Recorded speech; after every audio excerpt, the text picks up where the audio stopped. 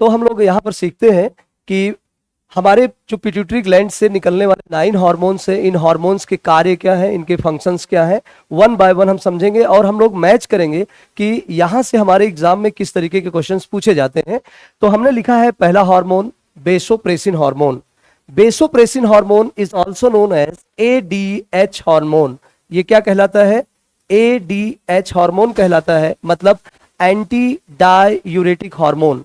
Anti diuretic का मतलब होता है ये हमारे बॉडी में होने वाली एक विशेष घटना जिसे हम डायूरेसिस कहते हैं उसको रोकता है। डायूरेसिस का मतलब होता है the loss of water through urine. Urine के थ्रू जो वाटर का लॉस होता है उसे हम डायूरेसिस कहते हैं, और उस लॉस को रोकना क्या कहलाता है? लॉस को रोकना एंटी डायूरेटिक कहलाता है। एंड इस पानी का जो लॉस यूरिन के थ्रू हो रहा है इसको रोकने में ADH हार्मोन मदद करता है, और ये हार्मोन हमारे पिट्यूटरी ग्लैंड से निकलता है। देखिए होता क्या है बेटा कि जब बेसोप्रेसिन हार्मोन हमारे पिट्यूटरी ग्लैंड से निकलता है तो ये पिट्यूटरी ग्लैंड से निकल के ब्लड में मिल जाता है, और ब्लड इस हार्मोन को हमारे किडनी पर लाता है, और किडनी को ये इंस्ट्रक्ट करता है दिस बेसोप्रेसिन हार्मोन कि किडनी आपका काम है ब्लड को फिल्टर करने के बाद जो भी वाटर का लॉस हो गया, जो पानी आपने बाहर निकाल दिया है ब्लड से, उसे क्या करो? रीअब्सॉर्ब कर लो।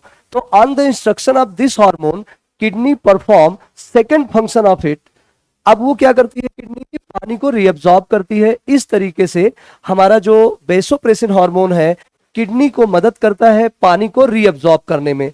यहां से एक बार क्वेश्चन आया यूपीएससी में, क्वेश्चन ये पूछा गया कि जनरली लोग जो अल्कोहलिक होते हैं, अल्कोहल कंजम्पशन करते हैं, वो कंजम्पशन करने के बाद यूरिन का सिक्रीशन ज्यादा क्यों करते हैं?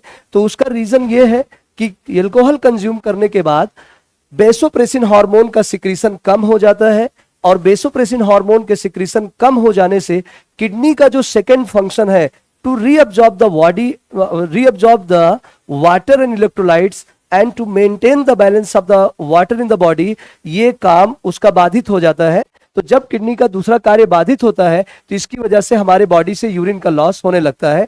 दूसरी चीज, यहां से क्वेश्चन और पूछा जाता है कि अगर किसी पर्सन के अंदर बेसोप्रेसिन हार्मोन की मात्रा घट जाए, बेसोप्रेसिन हार्मोन जो पिट्यूटरी ग्लैंड से निकल रहा है और हमारे किडनी को मदद कर रहा है पानी को रीअब्सॉर्ब करने में, अगर बेसोप्रेसिन हार्मोन की कमी हो जाए तो हमारे ब्लड पर क्या इफेक्ट पड़ेगा? हमारा ब्लड पतला हो जाएगा या हमारा ब्लड थोड़ा सा कॉन्सेंट्रेटेड या गाढ़ा हो जाएगा। तो देखो बेटा, अगर बेसोप्रेसिन हार्मोन की कमी होगी तो इस हार्मोन की कमी होने की वजह से क्या होने वाला है? हमारा जो किडनी है वाटर को रीअब्सॉर्ब नहीं कर पाएगा। जब वाटर को रीअब्सॉर्ब नहीं कर पाएगा तो हमारे ब्लड का मैक्सिमम वाटर क्या होगा? यूरिन के थ्रू बाहर चला जाएगा। जब ब्लड में वाटर की कमी हो जाएगी तो ब्लड का कंसंट्रेशन ज्यादा बढ़ जाएगा। तो ADH हार्मोन या बेसोप्रेसिन हार्मोन की कमी हो जाने पर हमारा ब्लड थोड़ा सा थिक हो जाता है, गाढ़ा हो जाता है। अगर हम बात करें इसके रिवर्स में कि अगर किसी पर्सन के अंदर बेसोप्रेसिन हार्मोन की अधिकता हो जाए तो उसके अंदर क्या होगा? इंपैक्ट उसके ब्लड पर क्या प्रभाव पड़ेगा? तो बेसोप्रेसिन हार्मोन ज्यादा निकलने से किडनी जो रीअब्जॉर्प्शन कर रही है वाटर का, उस वाटर का रीअब्जॉर्प्शन बढ़ जाएगा, जिसकी वजह से यूरिन कम हो जाएगी। यूरिन के थ्रू वाटर का लॉस बहुत कम हो जाएगा, और जब यूरिन के थ्रू वाटर का लॉस बिल्कुल कम हो गया तो पूरा का पूरा पानी रीअब्सॉर्ब होकर हमारे ब्लड में रह जाएगा, जिससे हमारा ब्लड क्या हो जाता है? बहुत सारा डाइल्यूट हो जाता है। तो it is very mandatory, very important to maintain the level of vasopressin. तो देखो बेसोप्रेसिन हार्मोन निकल कहां से रहा है? It is secreted and synthesised from pituitary gland and it reaches to all parts of the body, but it act on target organ that is kidney. ये केवल कार्य कहां पर करेगा? किडनी पे। लेकिन जो कार्य है वाटर का रीअब्जॉर्प्शन, वो कार्य ये नहीं करेगा। इट ओनली ट्रांसमिट मैसेज, ये केवल मैसेज देगा, and the work is perform by the kidney. अब आगे हम लोग बात करते हैं सेकंड, ऑक्सीटोसिन हार्मोन की। ऑक्सीटोसिन हार्मोन एक ऐसा हार्मोन है जो हमारे बॉडी में जो स्मूथ मसल्स होती हैं, जो चिकनी मांसपेशियां होती हैं, चिकनी मांसपेशियां एक विशेष मांसपेशियां होती हैं जिन्हें हम चाह कर भी ब्रेन से सोचकर उन्हें हम कॉन्ट्रैक्ट नहीं कर सकते हैं। ये वॉलेंटियरी अपने हिसाब से कॉन्ट्रैक्ट और एक्सपैंड होती रहती हैं। तो हमारे बॉडी में जो भी स्मूथ मसल्स हैं, they are contract and they expand with the help of the oxytocin hormone। और इसका फायदा क्या होता है? इसका फायदा ये होता है कि जब कोई माँ बच्चे को जन्म देने वाली होती है तो उसके यूट्रस में जो कॉन्ट्रैक्शन होता है या यूट्रस में जो पेन शुरू होता है, that is because of the oxytocin hormone. तो ऑक्सीटोसिन हार्मोन क्या करता है? बच्चे के बर्थ के समय मदद करता है यूट्रस की वॉल को क्या करने के लिए? कॉन्ट्रैक्ट और एक्सपैंड करने के लिए। इसके साथ में this oxytocin hormone also helps in the secretion of the milk. ये एनिमल्स में या कह लो ह्यूमन बीइंग्स में जो मिल्क सिक्रीशन होता है, तो मिल्क सिक्रीशन में भी कौन मदद करता है? ऑक्सीटोसिन हार्मोन मदद करता है। आपने देखा होगा डेयरी उद्योग में जिन गाय या भैंसों के पास बछड़े नहीं होते, बच्चे नहीं होते, उनके पास क्या करते हैं लोग? एक इंजेक्शन होता है, थोड़ा सा उनको लगा दिए और लगाने के बाद फिर वो मिल्क को ज्यादा मात्रा में निकाल लेते हैं। तो वो क्यों करते हैं? क्योंकि बेटा ये ऑक्सीटोसिन हार्मोन का इंजेक्शन होता है। लेकिन ऑक्सीटोसिन हार्मोन से प्रॉब्लम ये है कि अगर हम ऑक्सीटोसिन हार्मोन्स को बाहर के स्रोत से ज्यादा लेंगे तो ये हमारे बोन पर भी बैड इफेक्ट डालता है। आजकल इसका उपयोग हमारे वेजिटेबल्स में, सब्जियों में भी किया जाता है। सब्जी में हम थोड़ा थोड़ा सा ऑक्सीटोसिन हार्मोन डाल देते हैं और विद इन 2-3 डेज हमारी सब्जियां इतनी ग्रो कर जाती हैं कि हम उनको तोड़ के मार्केट में बेच देते हैं। बट इनका भी कंजम्पशन करने से हमारी बोन पर काफी बैड इंपैक्ट पड़ता है। इसकी वजह से the use of oxytocin injection और हार्मोन आर्टिफिशियल यूज जो इसका है उसको गवर्नमेंट ने क्या कर दिया है? कंप्लीटली प्रतिबंधित कर दिया है। तो ऑक्सीटोसिन हार्मोन समझने के बाद हम लोग आगे आते हैं, एमएसएच समझते हैं, melanocytes stimulating hormone. It is very very important hormone, melanocytes stimulating hormone, MSH. देखो बेटा, मेलेनोसाइट्स हार्मोन जो होते हैं ये हमारे बॉडी के स्पेशल टाइप के सेल से सिक्रीट होते हैं and these cells are known as melanocyte cell. तो हमारी बॉडी के अंदर कुछ विशेष सेल्स होती हैं जिन सेल्स का नाम होता है मेलेनोसाइट सेल। ठीक है, तो दे आर, पहली बात याद रखना, they are synthesized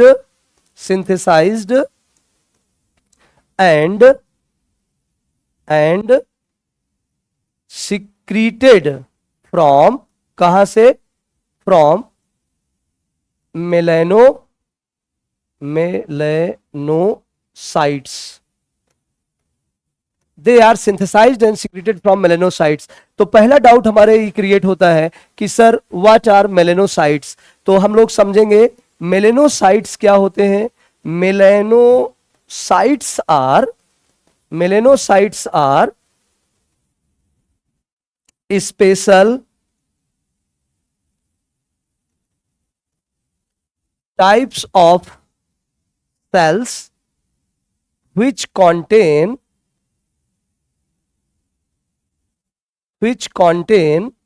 melanin. Melanocytes क्या होते हैं? मेलेनोसाइट्स एक स्पेशल सेल्स होती हैं। ये बहुत सारी सेल्स हमारी बॉडी में है और ऐसी सेल्स जिनके अंदर क्या होता है? मेलानिन पाया जाता है। What is melanin? तो हमारा जो अगला डाउट है वो डाउट ये है कि मेलानिन क्या होता है। तो मेलानिन के बारे में हम समझेंगे। एक पॉइंट हमें समझ के रखना है कि melanin is a chemical which is responsible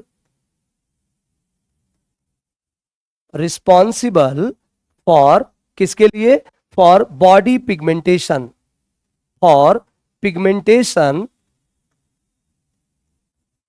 pigmentation का मतलब रंग देने के लिए, पिगमेंटेशन ऑफ स्किन। तो हमारी जो त्वचा का रंग है, ये रंग किसके द्वारा रेगुलेट होता है? कोई गोरा है, कोई सांवला है, किसी का क्या नाम है, बॉडी का जो स्किन का कलर है पर्टिकुलर पर्सन के अलग अलग होते हैं।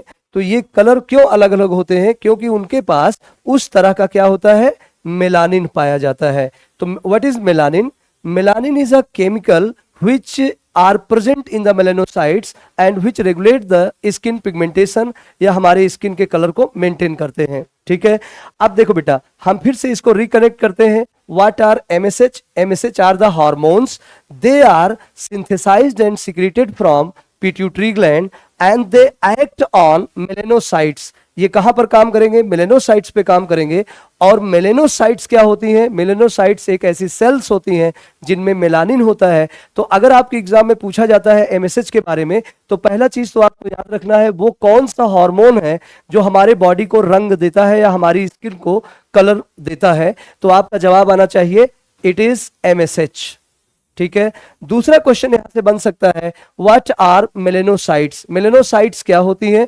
तो आपका जवाब आना चाहिए sir melanocytes are special kinds of cells, they possess या दे कंटेन मेलानिन। अब आगे पूछा जा सकता है कि मेलानिन क्या होता है? तो melanin is a chemical, it is a chemical which gives colour to our skin. ठीक है। तो एमएसएच समझने के बाद अब हम लोग आगे समझते हैं prolactin hormone. The next hormone is prolactin hormone.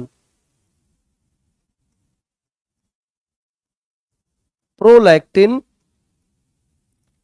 hormone. देखो बेटा, प्रोलैक्टिन हार्मोन रिस्पॉन्सिबल होता है for the growth and development of mammary glands. स्तन ग्रंथियों के विकास के लिए जिम्मेदार होता है। साथ में it is also responsible for the formation of milk inside body. हमारे बॉडी में जो मिल्क बनता है बच्चे के लिए, वो मिल्क को बनाने के लिए रिस्पॉन्सिबल होते हैं तथा उस ग्लैंड को बढ़ाने के लिए रिस्पॉन्सिबल होते हैं। एंड इसके बाद हम बात करते हैं growth hormone. Very very important hormone for your exam, growth hormone. Growth hormone, देखो बेटा, growth hormones are synthesized and secreted from the pituitary gland. ये पिट्यूटरी ग्लैंड पर सिंथेसाइज होते हैं, पिट्यूटरी ग्लैंड से निकलते हैं और निकल के हमारे बॉडी में क्या करते हैं? तो हमारे बॉडी का जो ग्रोथ होता है उसको मेंटेन करते हैं। अब पहली बात आती है, अगर किसी पर्सन को, यहां से क्वेश्चंस कैसे पूछे जाते हैं? पहला क्वेश्चन ये होता है which hormone is responsible for the growth of the human body. तो आपको बताना है ग्रोथ हार्मोन। ग्रोथ हार्मोन कहां से निकलता है? सेकंड क्वेश्चन, तो आपको जवाब देना है growth hormone is secreted from pituitary gland. अब अगर किसी पर्सन के अंदर ग्रोथ हार्मोन की कमी हो गई, तो बेटा अगर ग्रोथ हार्मोन की कमी हो गई तो वो पर्सन का ग्रोथ ज्यादा नहीं हो पाएगा। सॉरी, जब बॉडी का ग्रोथ ज्यादा नहीं हो पाएगा तो पर्सन को एक बीमारी हो जाती है जिस बीमारी को हम बोलते हैं डॉर्फिज्म या बौनापन। ठीक है। It is a type of hormonal disease. ये एक बीमारी है जो हार्मोन से होती है। एंड द सेकेंड वन, दूसरी चीज, अगर किसी पर्सन के अंदर ग्रोथ हार्मोन की अधिकता हो जाए या ग्रोथ हार्मोन बहुत ज्यादा निकलने लगे तो उस कंडीशन पे क्या होगा? बॉडी का ग्रोथ एक्सट्रीम बहुत ज्यादा हो जाएगा। फॉर एग्जांपल आपने सुना होगा पॉपुलर पर्सन खली के बारे में। तो खली को ये बीमारी है एंड खली इस बीमारी को बहुत अच्छे से यूज करके अपने आप को इसकी एक अलग पहचान भी दिए हैं। तो इस बीमारी को हम लोग बोलते हैं बेटा जिगैंटिज्म। क्या बोलते हैं? जिगैंटिज्म। इसको हिंदी में हम लोग भीमकाय कहते हैं। तो ग्रोथ हार्मोन की कमी से बौनापन डॉर्फिज्म और ग्रोथ हार्मोन की अधिकता से क्या हो जाता है? जिगैंटिज्म। बॉडी बहुत ज्यादा बड़ी हो जाती है। एंड जिगैंटिज्म या डॉर्फिज्म की अगर हम बात करें तो बॉडी का जो ग्रोथ होता है, बॉडी के जो पार्ट्स होते हैं, ये सिस्टमेटिक तरीके से एक सुटेबल बॉडी नहीं होती है। ये बॉडी बहुत ज्यादा दूर से देखने से ही इट अपीयर्स डिस्टॉर्टेड। ये टेढ़ी मेढ़ी उनका चेहरा, बॉडी डिजाइन अलग होगा, हाथ छोटा हो जाएगा, पैर बड़ा हो जाएगा, या चेहरे का उनका जो बनावट है वो क्या हो जाता है? डिस्टॉर्ट हो जाता है। तो ग्रोथ हार्मोन को समझने के बाद हम लोग आगे आते हैं, आगे समझते हैं नेक्स्ट हार्मोन TSH। ये सभी बच्चे पॉपुलर होंगे जिनके घरों में या जिन बच्चों का कभी भी थायराइड का टेस्ट हुआ होगा। तो थायराइड के टेस्ट में सबसे पहले ऊपर ही लिखा होता है TSH का वैल्यू इतना है। ये TSH क्या है? TSH is thyroid stimulating hormone. Thyroid stimulating hormone are secreted and synthesized in pituitary gland. अब ये बेटा निकल के कहा जाते हैं, they comes here into the thyroid gland. और जब ये थायराइड ग्लैंड पे आते हैं तो ये थायराइड ग्लैंड को क्या करते हैं? एक्टिवेट करते हैं। तो ये एक्ट कहां करेंगे बेटा? TSH कहां काम करेगा? Thyroid stimulating hormone. It acts on thyroid hormone, sorry, it acts on thyroid gland. किस ग्लैंड पे काम करेगा? थायराइड ग्लैंड पे काम करेगा। अगर किसी पर्सन की थायराइड ग्लैंड बिल्कुल फिट है, उसमें कोई भी प्रॉब्लम नहीं है, उसके बावजूद भी थायराइड ग्लैंड हो सकता है कि वर्क ना करती हो। उसके पीछे का रीजन ये है कि उस पर्सन का जो पिट्यूटरी ग्लैंड से निकलने वाला टीएसएच हार्मोन है, इसकी कमी हो सकती है। इसके बाद नेक्स्ट हम लोग देखते हैं, अगला हार्मोन है एलएच और दूसरा हार्मोन इसके बाद है एफएसएच। जब भी हम पढ़ते हैं एलएच और एफएसएच को, तो इसको हम एक ही साथ पढ़ते हैं। इन दोनों हार्मोन्स को हम लोग बोलते हैं बेटा जनद हार्मोन, जनद हार्मोन, या इसको हम लोग कहते हैं गोनैडल हार्मोन, गोनैडल हार्मोन। ये हमारे एग्जाम में काफी बार पूछा जाता है। हमारा जो रिप्रोडक्टिव सिस्टम है, ये रिप्रोडक्टिव सिस्टम बेसिकली किससे कंट्रोल्ड होता है, या इस रिप्रोडक्टिव सिस्टम का जो डेवलपमेंट है या इसका जो मेंटेनेंस है वो कौन करता है? तो ये दो हार्मोन्स है एलएच और एफएसएच करते हैं। And these two hormones are synthesized and secreted from pituitary gland. और पिट्यूटरी ग्लैंड जैसा कि आपको पता है मेल के अंदर भी होता है और फीमेल के अंदर होता है। तो these two hormones are present in male and female both. लेकिन बेटा ये दोनों के दोनों हार्मोन कहाँ पे काम करेंगे? तो they act on gonads. Gonads का मतलब होता है रिप्रोडक्टिव ऑर्गन्स पे काम करते हैं और उनको ये क्या करते हैं? एक्टिवेट करते हैं। जैसे अगर हम बात करें फीमेल की, तो फीमेल के बॉडी में एलएच और एफएसएच क्या करेगा? तो फीमेल के ओवरी पर एक्ट करेगा।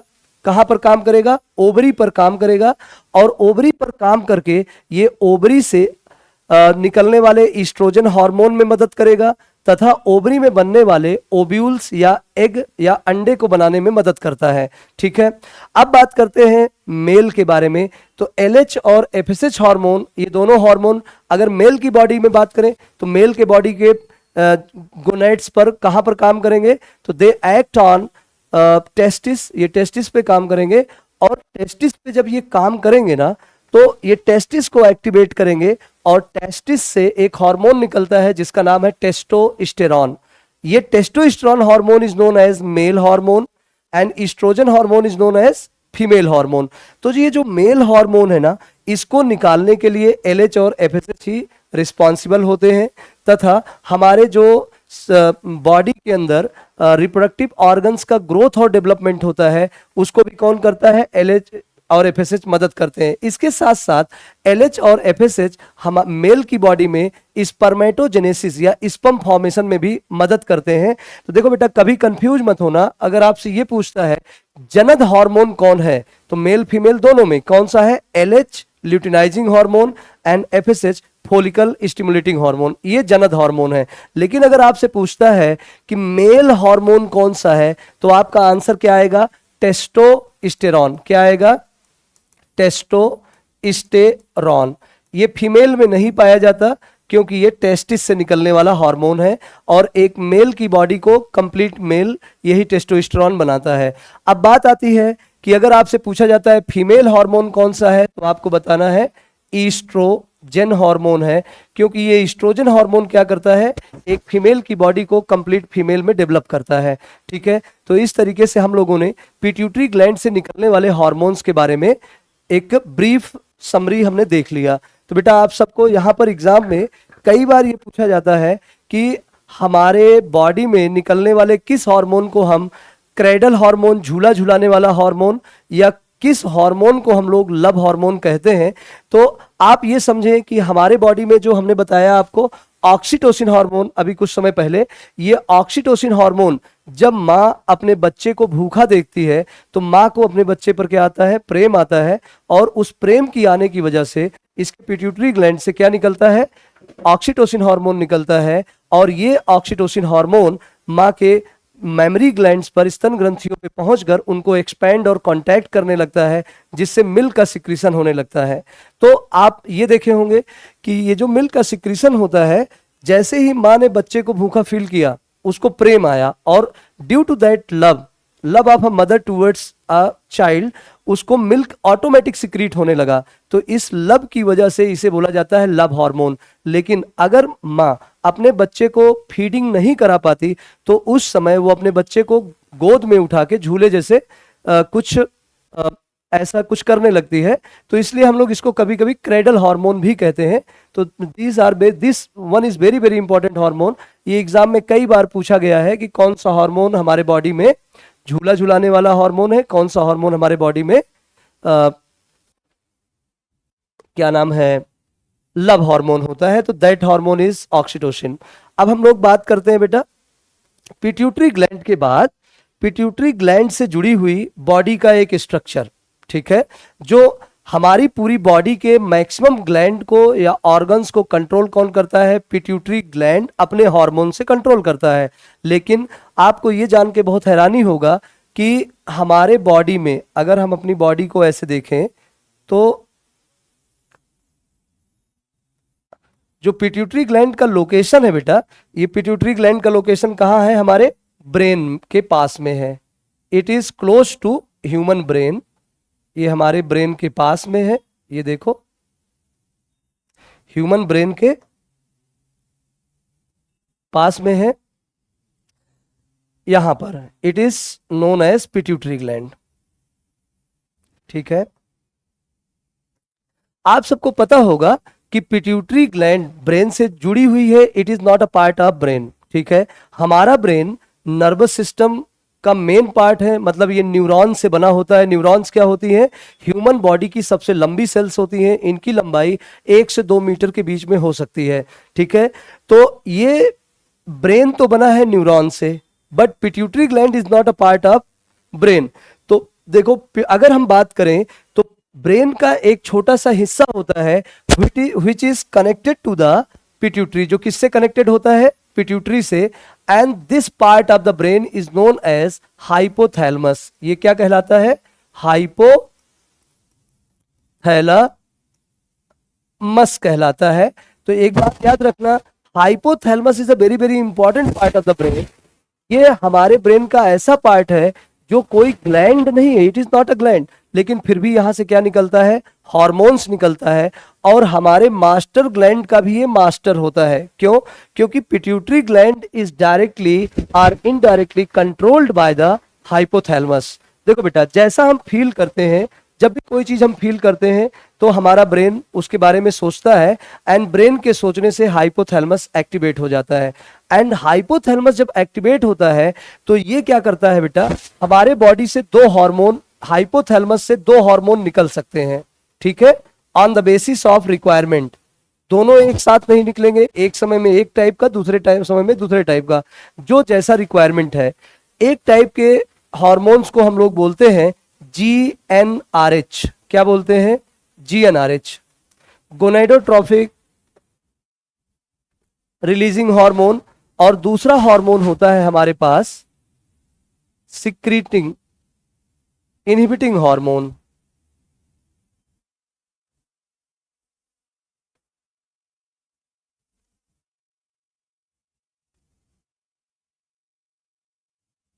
ठीक है,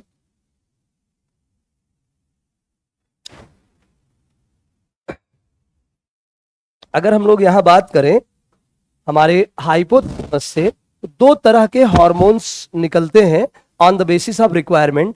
पहला हार्मोन्स को हम लोग कहते हैं releasing type hormone, releasing type hormone. और दूसरे हार्मोन को हम लोग बोलते हैं inhibiting type of hormone. Releasing का मतलब होता है बेटा किसी चीज को रिलीज करना, मतलब किसी चीज को फ्री करना, निकालना। और इनहिबिटिंग का मतलब होता है किसी चीज को प्रोहिबिट करना, किसी चीज को रोकना। अब रिलीजिंग हार्मोन देखो बेटा, जब भी कभी पिट्यूटरी ग्लैंड, हाइपोथैलेमस एक्टिवेट होगा और हाइपोथैलेमस से रिलीजिंग हार्मोन निकलेगा, तो ये रिलीजिंग हार्मोन कहां पर चला जाएगा, ये डायरेक्टली चला जाएगा, किसमें चला जाएगा, पिट्यूटरी ग्लैंड में। और पिट्यूटरी ग्लैंड अपने हार्मोन को निकालना शुरू करेगी। लेकिन जब पिट्यूटरी ग्लैंड के हार्मोन की जरूरत नहीं होती है या पिट्यूटरी ग्लैंड के हार्मोन्स को रोकना होता है, तो उस समय हमारा हाइपोथैलेमस क्या करता है, इस चीज को सेंस कर लेता है और अपने अंदर से एक इनहिबिटिंग हार्मोन निकालना शुरू करता है। तो जब ये इनहिबिटिंग हार्मोन पिट्यूटरी ग्लैंड पे आएगा, तो पिट्यूटरी ग्लैंड पे जैसे इनहिबिटिंग हार्मोन आएगा हाइपोथैलेमस से, तो ये एक तरीके का संदेश होता है कि pituitary gland stop your secretion. Pituitary gland अपने पर्टिकुलर हार्मोन को निकालना बंद कर देती है। तो आप ये देखें कि पिट्यूटरी ग्लैंड जो भी सिक्रीशन करती है वो किसकी मर्सी पे करती है, किसकी दया पे करती है? तो पिट्यूटरी ग्लैंड पूरा का पूरा कार्य हमारे हाइपोथैलेमस के मर्सी पर करती है। हाइपोथैलेमस अगर पिट्यूटरी ग्लैंड को क्या देता है, रिलीजिंग हार्मोन देता है, तो pituitary gland will secrete it's 9 hormone या कोई जो हार्मोन रिक्वायर्ड है उसको सिक्रीट करेगा। अगर हाइपोथैलेमस इनहिबिटिंग हार्मोन सिक्रीट करता है तो बेटा हाइपोथैलेमस पिट्यूटरी ग्लैंड अपने उस हार्मोन को निकालना बंद कर देगी। ठीक है, तो इसलिए क्या कहा जाता है, pituitary gland is known as master gland of the body and hypothalamus is known as master of the master gland. एक बात है, हाइपोथैलेमस का कार्य केवल हार्मोन्स तक ही सीमित नहीं है। हाइपोथैलेमस हमारे बॉडी में बहुत सारे कार्य को करता है। जैसे हम बात करें, हमें कभी कभी क्या आ जाता है, क्रोध आ जाता है। तो ये जो क्रोध होता है, एंगर होता है, गुस्सा आ जाती है सडन, ये गुस्सा कौन ले आता है? तो it is also regulated by hypothalamus. कभी कभी हमें किसी से प्रेम भी हो जाता है, तो ये प्रेम को भी कौन रेगुलेट करता है? हाइपोथैलेमस रेगुलेट करता है। हमारे बॉडी में जो भूख और प्यास होती है, इसको भी कौन रेगुलेट करता है या कौन संदेश देता है बॉडी को? तो ये भी कौन देता है? हाइपोथैलेमस ही हमारे बॉडी को ये संदेश देता है। तो हाइपोथैलेमस के बहुत सारे रोल हैं। अगर हम बात करें, हाइपोथैलेमस हमारे बॉडी के टेम्परेचर मेंटेनेंस में भी कार्य करता है। हमारे बॉडी का जो टेम्परेचर है वो टेम्परेचर 37 डिग्री सेल्सियस होता है। कितना होता है? 37 डिग्री सेल्सियस होता है या 98.6 डिग्री फ़ारेनहाइट होता है। तो अगर हम बात करें तो ये हमारा बॉडी का टेम्परेचर कांस्टेंट होना चाहिए, ना इससे नीचे हम सरवाइव कर सकते हैं, ना इससे ऊपर हम सरवाइव कर सकते हैं। तो हमारे बॉडी का जो टेम्परेचर मेंटेनेंस है, ये टेम्परेचर मेंटेनेंस भी कौन करता है बेटा? तो ये भी हाइपोथैलेमस करता है। तो देखो यहां पर हम लोग हार्मोन्स के साथ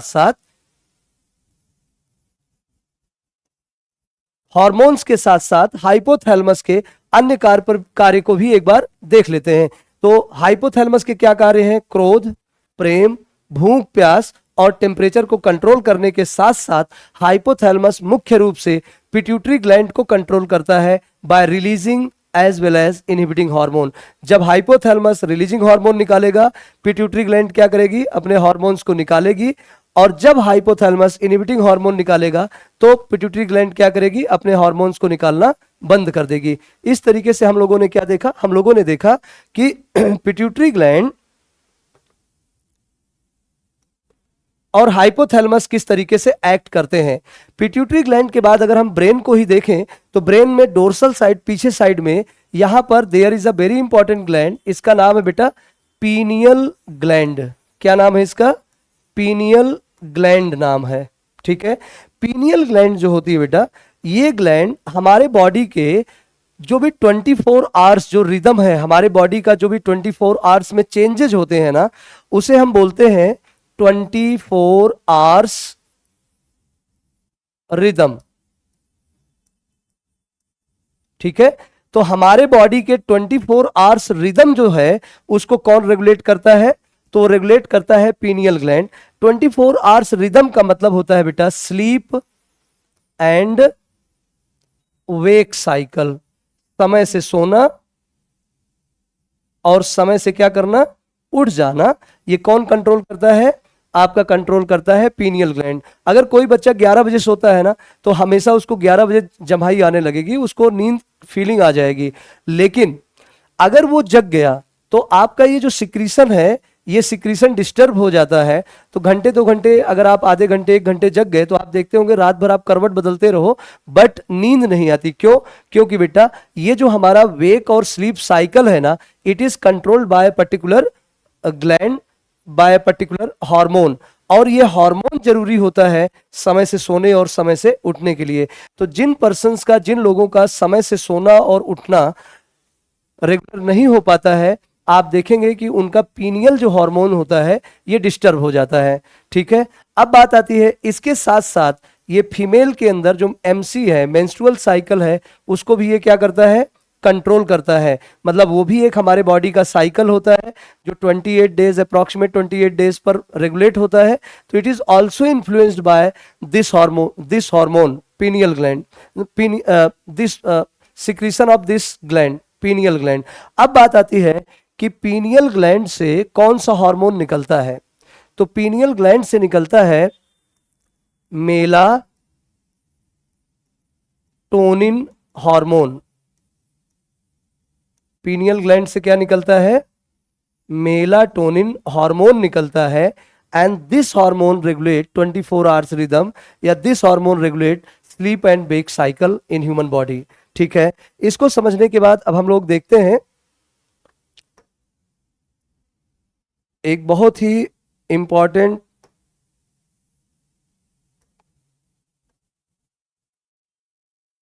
gland, and that gland is known as thyroid gland. तो अब हम लोग समझेंगे थायराइड ग्लैंड। थायराइड ग्लैंड से निकलने वाला जो हार्मोन है अक्सर हमारे एग्जाम में पूछा जाता है। तो नाउ अब हम लोग यहां पे समझेंगे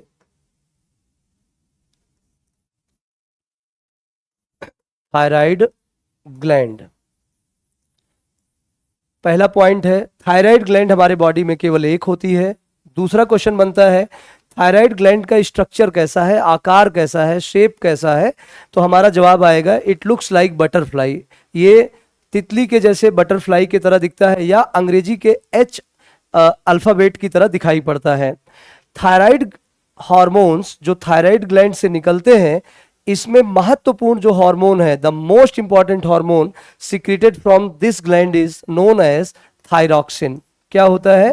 थायरॉक्सिन होता है। इसके अलावा बहुत सारे हार्मोन यहां से निकलते हैं, बट हमारे एग्जाम के लिए thyroxine hormone is very important. देखो बेटा, थायराइड ग्लैंड से अगर पूछा जाए कौन सा हार्मोन निकलता है, जवाब क्या आएगा? थायरॉक्सिन हार्मोन निकलता है। Thyroxine hormone. थायरॉक्सिन हार्मोन करता क्या है? तो थायरॉक्सिन हार्मोन करता क्या है बेटा? मेटाबॉलिज्म करता है। क्या करता है? मेटाबॉलिज्म करता है।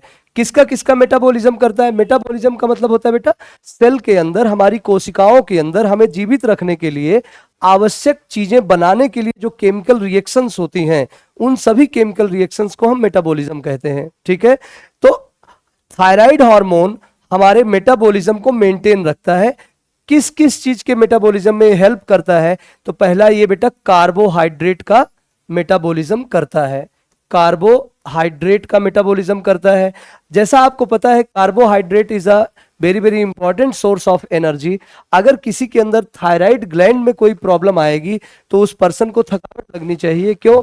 क्योंकि उसके अंदर कार्बोहाइड्रेट का मेटाबॉलिज्म या जो बॉडी के अंदर सेल के अंदर यूटिलाइजेशन है वो अच्छे से नहीं हो पा रहा है।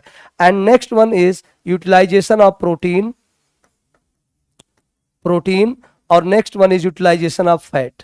ये तीनों चीजों का मेटाबॉलिज्म कंट्रोल करता है। देखो बेटा, अगर किसी के अंदर थायरॉक्सिन हार्मोन की कमी या अधिकता हो जाए तो उसकी बॉडी में अचानक से सडन क्या होता है, या तो उसकी बॉडी बहुत मोटी हो जाएगी या वो पर्सन बहुत पतला हो जाएगा। ठीक है, अब दूसरी चीज आती है कि ये जो हार्मोन है, ये हार्मोन बनाने के लिए एक हमें नॉन मेटल की जरूरत पड़ती है जिसका नाम है आयोडीन। क्या नाम है इसका? Iodine. Iodine is very very important. ये एक तरीके का खनिज पदार्थ है जो हमारे खाने में होना चाहिए। डेली हमें आयोडीन का सेवन करना चाहिए। आयोडीन से संबंधित क्वेश्चंस कभी कभी केमिस्ट्री में भी पूछ लिया जाता है। ये कहा जाता है वो कौन सा नॉन मेटल है जिसमें शाइनिंग होती है, जिसमें चमक होती है। तो याद रखना आयोडीन इज नॉन मेटल, लेकिन इसमें बहुत ज्यादा लस्टर होती है, चमक होती है। देखो बेटा, ये आयोडीन जब हमारे खाने में होता है तो आयोडीन की वजह से थायरॉक्सिन हार्मोन का सिक्रीशन या सिंथेसाइज हमारे थायराइड ग्लैंड से होगा। अगर किसी पर्सन के खाने में या एक्सटर्नल जो फूड सोर्स उसका है उसमें आयोडीन की कमी है तो उसके अंदर कभी भी थायराइड हार्मोन, थायराइड ग्लैंड्स काम नहीं करेंगी और उसके अंदर थायरॉक्सिन नहीं बनेगा।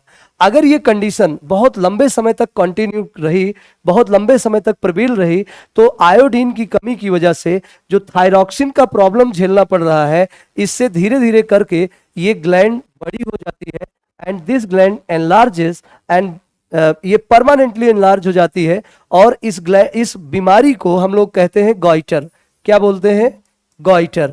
ठीक है, इसे हिंदी में घेंघा या गलगंड भी कहते हैं। इसके अलावा इस बीमारी का एक उपनाम होता है पहाड़ों का रोग। तो आपसे अक्सर एग्जाम में पूछा जाता है पहाड़ों का रोग किसे कहते हैं? तो पहाड़ों का रोग गॉइटर को या घेंघा को कहा जाता है। अब बात आती है कॉमन सेंस की कि भाई पहाड़ों का रोग इसका नाम क्यों दिया गया? क्या ये पहाड़ की तरह उठ गया इसकी वजह से? नहीं, ऐसा नहीं है। पहाड़ी एरिया क्या होते हैं, they are the origin of a water sources. जैसे रिवर्स है, तो रिवर्स का जो ओरिजिन होता है वो पहाड़ी क्षेत्रों से होता है। तो जब जहां ओरिजिन हो रहा है उस जगह पर ये बहुत ही कम दूरी तक चली होती हैं, जिसकी वजह से इस पानी के अंदर बहुत सारा कंटेंट, मिनरल्स, खनिज इसके अंदर मिल नहीं पाता है। और उसी पानी से वहां के एनिमल भी फीड होते हैं, ह्यूमन बीइंग भी फीड होते हैं, वेजिटेशन भी उसी पानी से ही फीड होता है। तो जो वेजिटेशन होगा, जो भी वहां पर साग सब्जी फल फूल होंगे, उनमें भी आयोडीन की कमी होगी। वहां पर जो एनिमल होगा, काव, बफलो, गॉट, उनके अंदर भी मिल्क में आयोडीन की कमी होगी। और उसके अलावा वहां का जो पर्सन डायरेक्ट पानी को पिएगा, उस पानी में भी आयोडीन की कमी पाई जाएगी। लेकिन जब ये पानी के सोर्स बहुत लंबी दूरी तय करके मैदानी भागों पे आते हैं, तो ये अपने अंदर बहुत सारा अमाउंट में आयोडीन या और जरूरी खनिज पदार्थों को क्या करते हैं, डिसॉल्व कर लेते हैं, जिससे ये मैदानी क्षेत्रों में जो साग सब्जी है, एनिमल्स का मिल्क है, या ह्यूमन का जो वाटर का सोर्स है, ये चीजों में आप देखेंगे कि आयोडीन की कमी नहीं होती है। तो इसकी वजह से इसको क्या कहा जाता है, पहाड़ों का रोग कहा जाता है। तो this one is very very important and hormone, thyroxine hormone for our exam. ठीक है बेटा, तो चलो थायरॉक्सिन, थायराइड ग्लैंड के बाद अब हम लोग आगे चलते हैं। एक ग्लैंड है थायराइड ग्लैंड में 4 ग्लैंड इम्बेडेड होती हैं, and these 4 glands are known as parathyroid gland. क्या कहलाते हैं, पैराथायराइड ग्लैंड कहलाती है। पैराथायराइड ग्लैंड से पैराथायराइड हार्मोन निकलते हैं, and they are not important.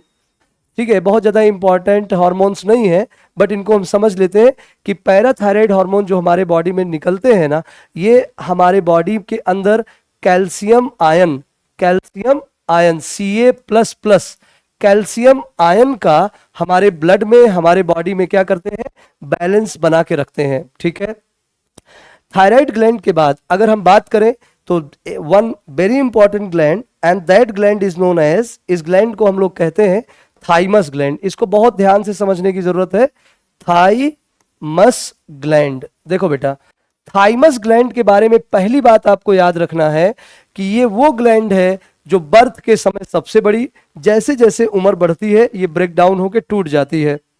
ठीक है, तो कई बार एग्जाम में क्वेश्चन पूछा गया, वो कौन सी ग्लैंड है जो उम्र बढ़ने के साथ साथ घिसती जाती है, तो आपको क्या जवाब देना है, थाइमस ग्लैंड।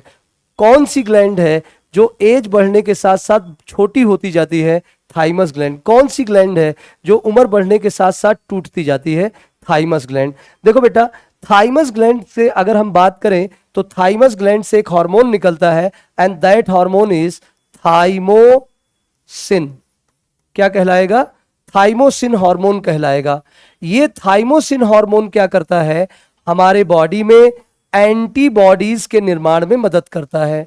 किसके निर्माण में मदद करता है, एंटीबॉडीज के बनाने में मदद करता है। आप सबको पता है कि अगर हमारे बॉडी में कोई अनवांटेड चीज चली जाती है तो हमारी बॉडी का जो एंटीबॉडीज है या बॉडी का जो इम्यून सिस्टम है, रोग प्रतिरोधक क्षमता है, हमें उन अनवांटेड चीजों से बचा लेती है। ठीक है, तो ये जो हार्मोन थाइमोसिन हार्मोन है, ये हार्मोन क्या करता है बेटा, ये हार्मोन एंटीबॉडीज को बनाने में मदद करता है। इसका मतलब हमें रोगों से बचाने में मदद करता है, मतलब हमारी रोग प्रतिरोधक क्षमता या हमारे इम्यून सिस्टम को क्या करता है, ये मेंटेन करके रखता है। ठीक है, तो this one is very important hormone. लेकिन मैंने क्या कहा, जैसे जैसे उम्र बढ़ती जाएगी ये ग्लैंड ब्रेक डाउन होकर टूटती जाएगी, और टूटते टूटते एक समय ऐसा आएगा कि ये पूरी की पूरी ग्लैंड खत्म हो जाएगी। And the moment when this gland evaporate, जैसे ये खत्म हो जाएगी उसी समय अब आप समझो कि एंटीबॉडीज का निर्माण में प्रॉब्लम आएगी, मतलब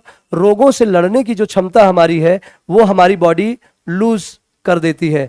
तो जैसे ही हमारी बॉडी से रोगों से लड़ने की क्षमता खत्म हो जाती है, एक बॉडी की स्टेज आ जाती है, उस स्टेज को हम बोलते हैं वृद्धावस्था।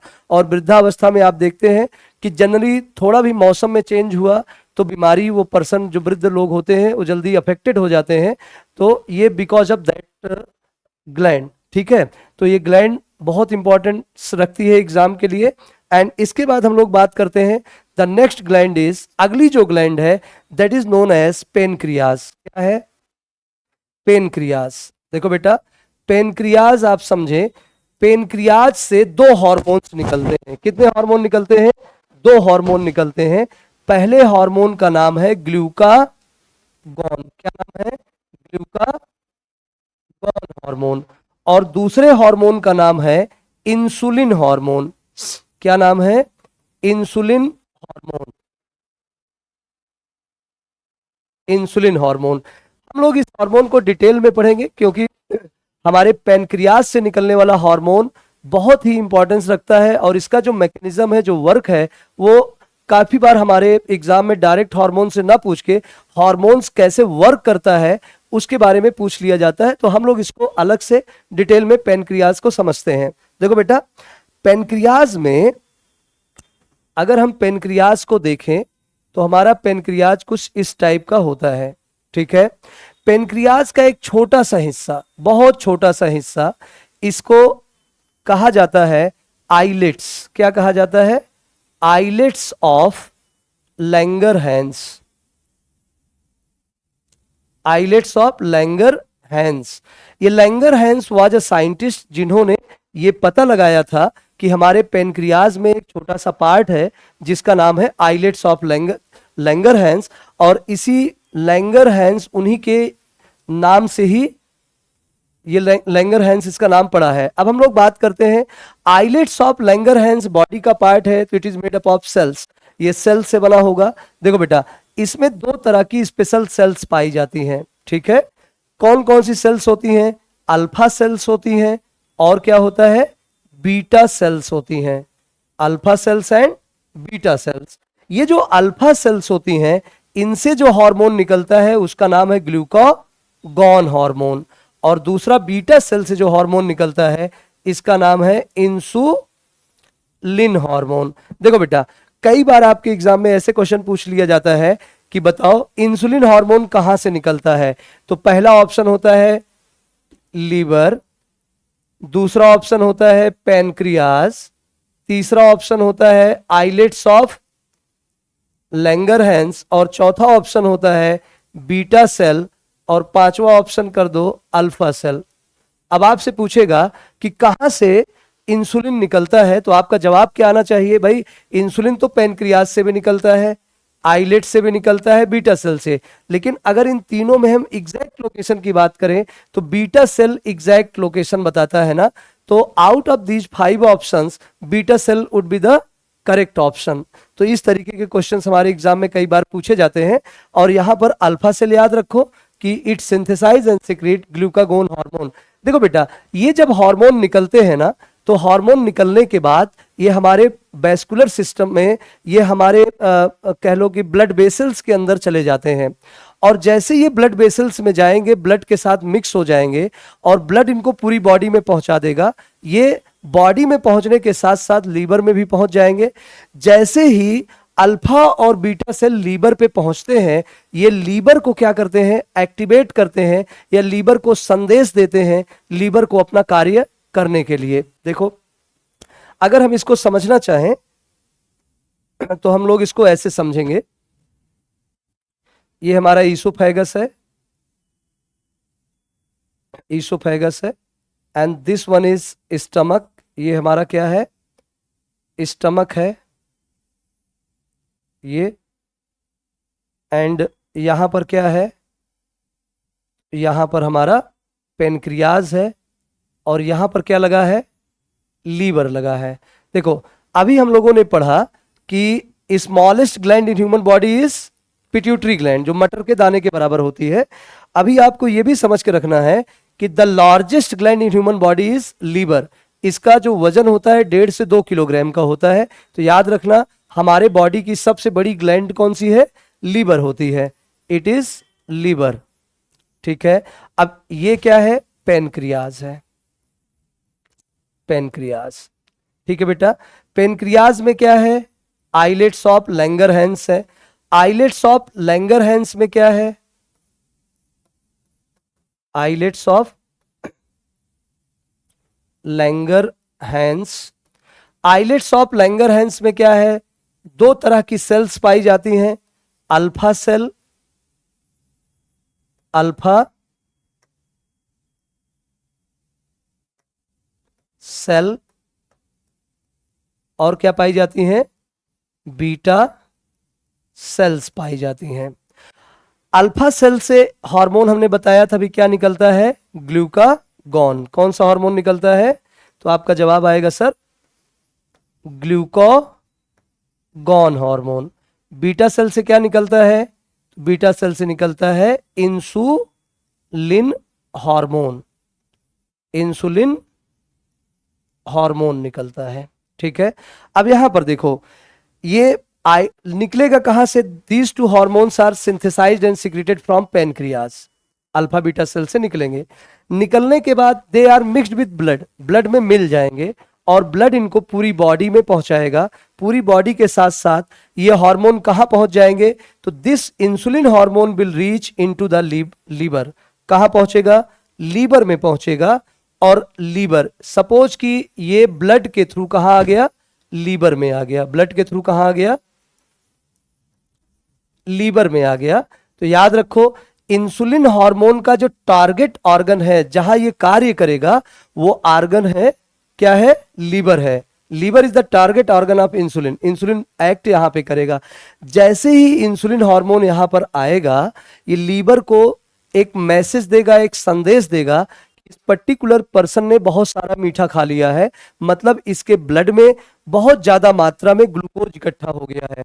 अगर ये ग्लूकोज ब्लड में रहा तो जितना काम का है वो उतना तो रेस्पिरेशन या ऑक्सीडेशन में यूटिलाइज हो जाएगा, सांस लेने में, एनर्जी प्रोडक्शन करने में। लेकिन जो एक्स्ट्रा बचेगा वो किडनी के द्वारा फिल्टर होकर यूरिन से बाहर चला जाएगा।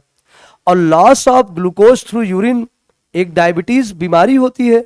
अगर किसी को यूरिन के थ्रू ग्लूकोज का लॉस होने लगा, ग्लूकोज वो खाता है वो यूरिन से निकल जाता है, तो हम कहेंगे उसको एक बीमारी है, और उस बीमारी का नाम क्या बोलते हैं, डायबिटीज बोलते हैं। ठीक है, तो अब देखो अगर इंसुलिन यहां पर आएगा तो इंसुलिन ने क्या कहा कि भाई इस पर्टिकुलर पर्सन के ब्लड में ज्यादा मात्रा में क्या है, ग्लूकोज है। अगर ये ग्लूकोज बचा नहीं लिया गया या इसको कलेक्ट नहीं कर लिया गया तो ये ग्लूकोज यूरिन के थ्रू बाहर चला जाएगा, जो अच्छी बात नहीं है। तो लीवर इस संदेश को पाके क्या करता है, ब्लड में जितना भी ग्लूकोज होता है उस ग्लूकोज को अपने अंदर लेता है, जितना मतलब जो रिक्वायर्ड मात्रा से ज्यादा मात्रा में है उसको अपने अंदर लेता है, और लेने के बाद उस ग्लूकोज को ये कन्वर्ट कर देता है, ग्लूकोज को कन्वर्ट कर देता है। किस में कन्वर्ट कर देता है, ग्लाइकोजन में कन्वर्ट कर देता है। ग्लाइकोजन भी एक प्रकार का कार्बोहाइड्रेट है जो ग्लूकोज से कई गुना बड़ा होता है। और अंदर लीवर के क्या गया, ग्लूकोज, लेकिन अंदर कई ग्लूकोज मिलकर क्या बना दिए, ग्लाइकोजन। और किसने बनाया, लीवर ने बनाया ग्लाइकोजन। अब ग्लाइकोजन जब तक डिकम्पोज नहीं होगा, जब तक टूटेगा नहीं, इसका साइज बड़ा है जिससे लीवर से बाहर नहीं आ सकता है। तो अब देखो एक्स्ट्रा जो इसने एनर्जी या ग्लूकोज खाई थी, उस ग्लूकोज को किसने कन्वर्ट किया, ग्लाइकोजन में। Very very important question. तो which organ converts glucose into glycogen, liver convert करेगा। लेकिन कौन सा हार्मोन उसको मदद करेगा, इंसुलिन मदद करेगा। तो किस हार्मोन की कमी हो जाने पर ब्लड में ग्लूकोज की मात्रा बढ़ जाती है, कंट्रोल नहीं होती है। तो अगर इंसुलिन हमारे बॉडी में कम हो गया तो बेटा हमारे बॉडी में ग्लूकोज का कन्वर्जन बंद हो जाएगा, और जब ग्लूकोज का ग्लाइकोजन में कन्वर्जन बंद हो जाएगा, मतलब लीवर काम नहीं कर पाएगा अच्छे से, तो इसका मतलब उस पर्सन का जो यूरिन है उसके थ्रू ग्लूकोज का लॉस होना शुरू हो जाएगा। तो देखो work will be done by liver but with the help of, with the message of insulin. ठीक है, अब यहां पर देख सकते हैं ये अल्फा सेल है, अल्फा सेल से ग्लूकोज निकलता है, ग्लूकागोन निकलता है। सपोज ये ग्लूकागोन ब्लड के थ्रू कहां पहुंच गया, ये ब्लड के थ्रू पहुंच गया लीवर में। आज पर्सन, उस व्यक्ति ने सपोज कि खाना नहीं खाया, तो जब कोई पर्सन खाना नहीं खाएगा तो उसके ब्लड में ग्लूकोज की मात्रा क्या होगी, कम हो जाएगी, क्योंकि glucose is the fuel of human body. तो हमारे बॉडी में फ्यूल की कमी हो जाएगी, मतलब ग्लूकोज की कमी हो जाएगी। और जैसे ग्लूकोज की बॉडी में कमी होगी, हमें क्या लगेगा, थकावट फील होने लगेगी, चक्कर आने लगेगा।